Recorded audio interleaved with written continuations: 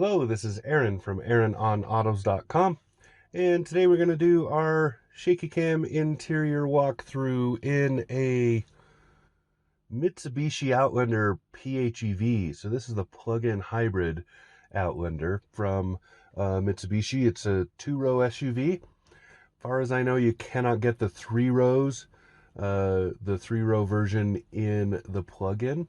I will double check that, but I'm pretty sure you can't. So this is basically the Outlander with a plug-in hybrid powertrain.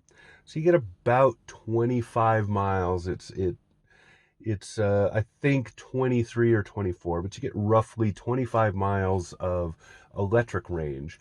And my experience this week says that you can do that at speeds up to around 40-ish miles per hour.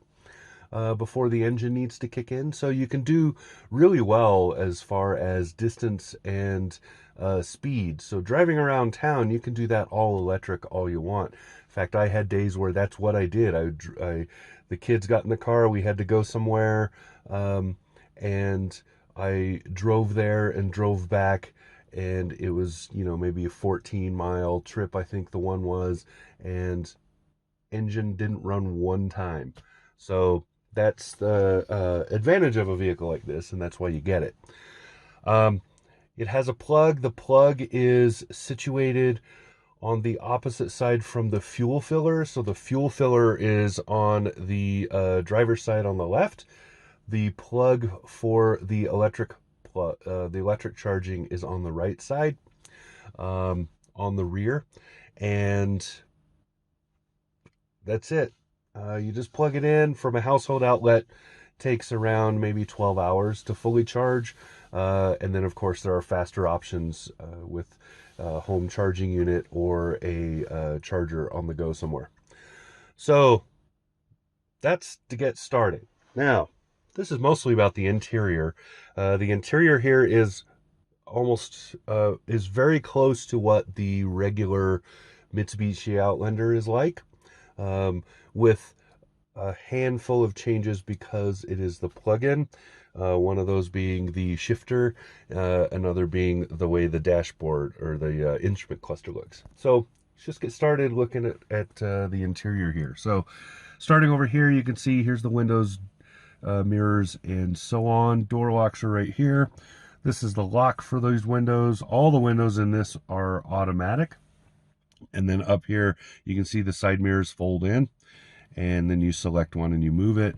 Here's the door handle and manual lock, and that's about all you got right there. Going under here, there's a couple of things, so I'll show you those up there and those down here. We'll do all of them at once.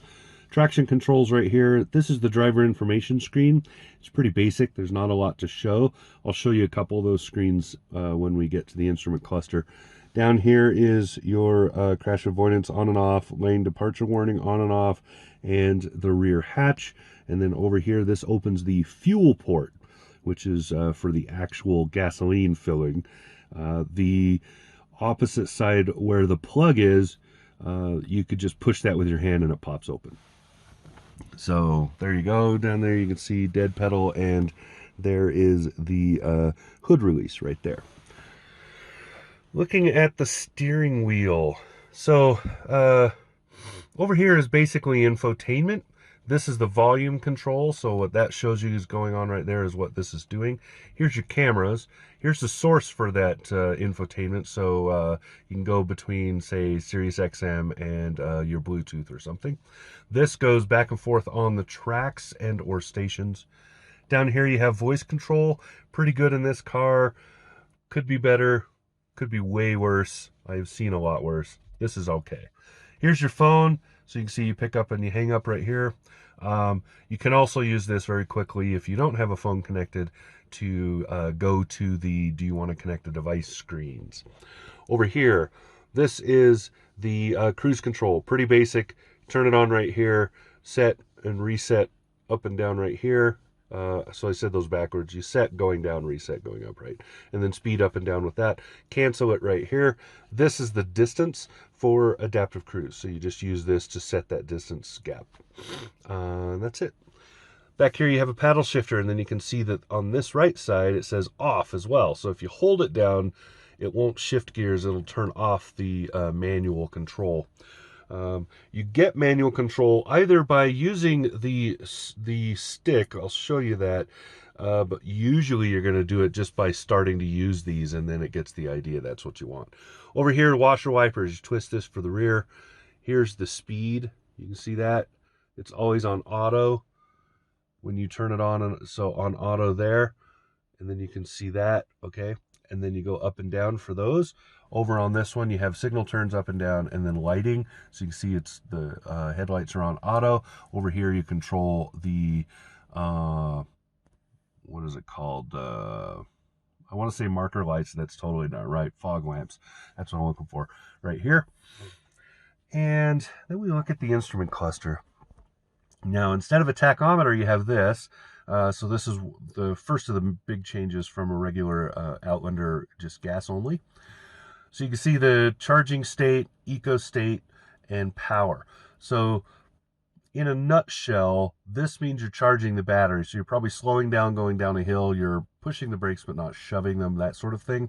This is, you're running in electric mode. You're not using a lot of engine or any at all, and you're basically driving like an eco champ. And then over here, this is, you're really shoving it.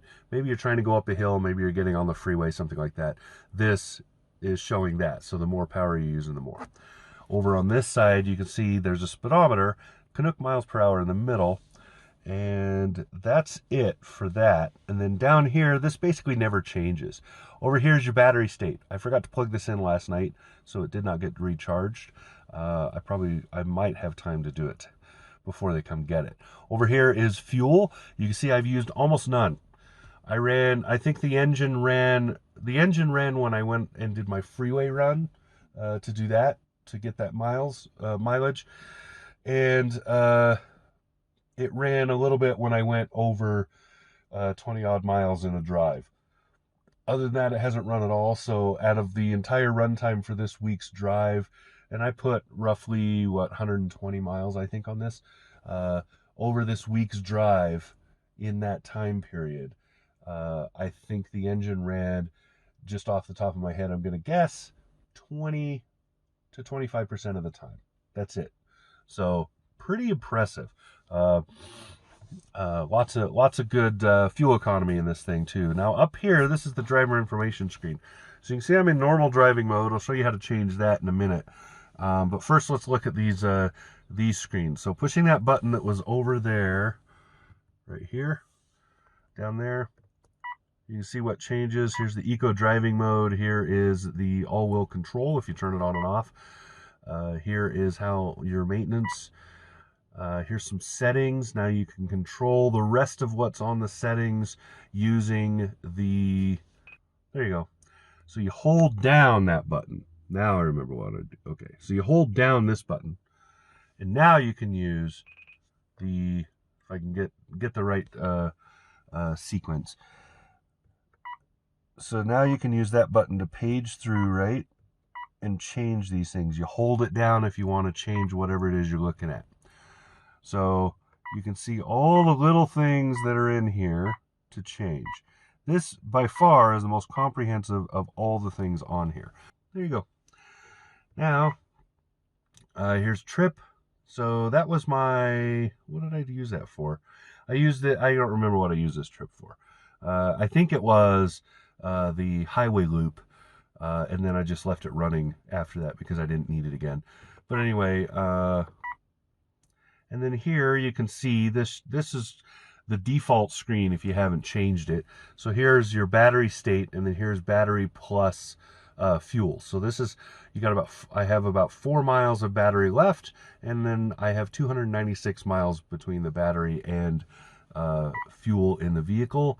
Then here you can look at other things like average and everything. And then I like this, it's an energy meter. So here's the battery, here's the wheels, here's the engine. If the engine's supplying power, it will show there. If the batteries are supplying the power, it'll go there. If the engine is charging the batteries, it'll go there. If the wheels are charging the batteries, it will show that. So red means it's using it, blue means it's recharging. I will also show you a bigger version of this on the infotainment.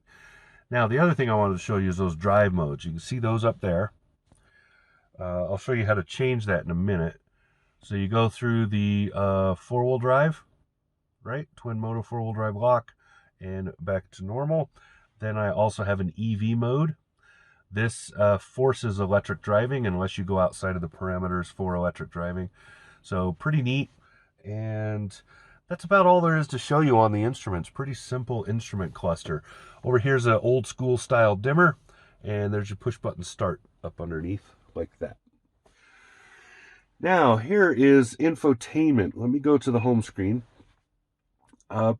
Pretty decent infotainment, but it's not like it's not terribly, how would you put this? It's not terribly complex. There's not a whole lot to do with it, but it's really fast and it looks good. So that's mostly what matters to people. Over here is the multimedia. So this is how you get to that screen that I'm on because I turned the audio off. That's for streaming, things like that. And all of your radio is also in there. Over here is your phone. Here's some settings for mostly for this, not really for the vehicle, but there's some settings. Over here is the PHEV info. I like this.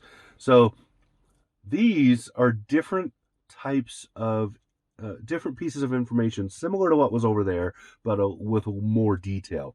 What I've been using a lot, especially when driving, because it keeps the kids entertained, is this. So here's the battery, right? This shows the battery charge state right there. And then it will show lines going to and from the wheels and the engine, showing you what's happening with the energy flow. Now there's another version of the same thing right here. Now this is more like a gauge chart that shows you the same sort of thing, but gives you this kind of information. So a little more detail, a little less graphical. Kind of neat how they did all of this. There's just some neat little things, and then you can look at other things. You can set your charging timer, so if you only want to charge at certain times, you can turn on and off remote climate control.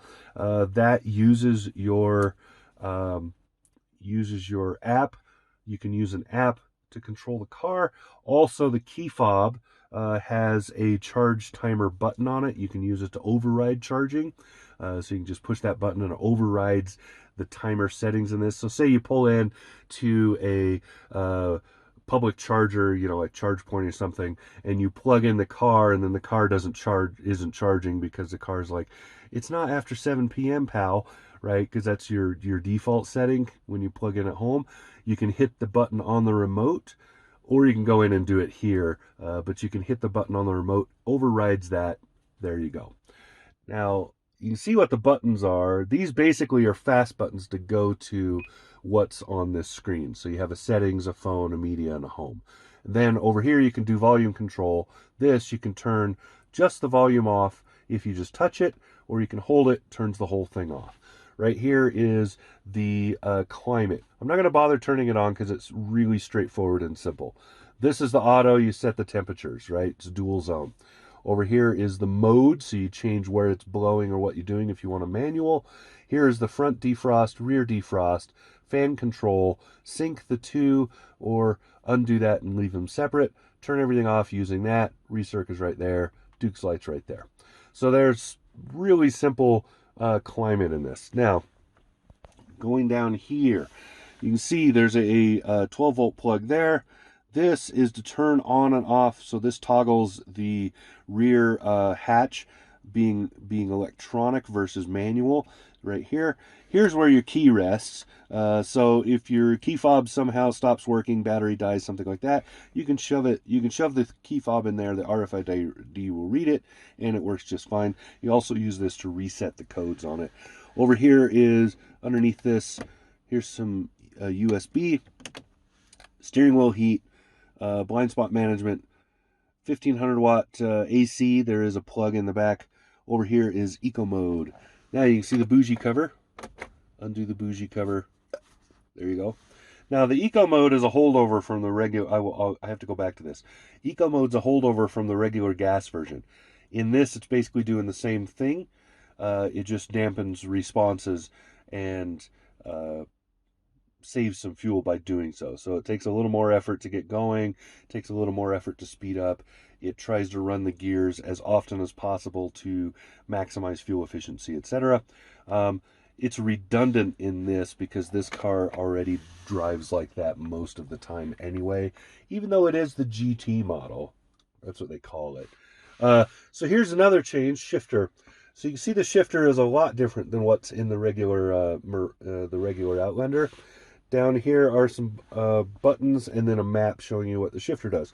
B mode is sort of like the slow me down, I'm going down a hill, recharge the batteries in the process, etc. mode. You can use this for a lot of things. I used it for off ramps to add battery power because you're slowing down anyway and you might as well have more aggressive slowing. Little things like that, but most of the time you're probably going to ignore it. Over here is battery saver. So this says, hey, I want to save the charge in the batteries, use the engine. I want to save the charge of the batteries for later. A lot of situations where you might need that, like say you're pulling into a parking garage, you want to stay quiet, pulling into the garage at home, something like that. You want to be quiet while you're doing so, or you're going to be driving through the neighborhood, you don't want to make a lot of noise, whatever. Engine doesn't make much noise anyway, so I mean, if that's your concern, you got oversensitive neighbors. Over here's charge. This is telling it to charge, to be really aggressive about charging. It also tells you the current charge state if you can't tell just by looking at the screen. Over here's what I was doing to do drive mode. So this is basically, I want all-wheel drive, I don't want all-wheel drive, and then this is the EV that I was showing, that I was doing. This is the park brake, pull it, set it, push it to undo it. Auto hill hold, this just holds the car to go up hills. So if you're starting out on a hill, you use this so you don't roll at all. It basically is just using the brakes for that, but you can also call it launch control. I like to call it that because it sounds cool. It's not what it is, but it sounds cool. Over here, seat bun warmers, right? You got high and low. You can see I have mine on because it is cold this morning, and I turned off all the climate. And that's about what you have for controls in this vehicle. Now, looking at the dashboard and stuff, it's fairly plain. I do like this that they broke it up with, but this is all hard plastic, the usual Mitsubishi. Over here, more of the same, but I do like this. That's really cool. That's an upgrade.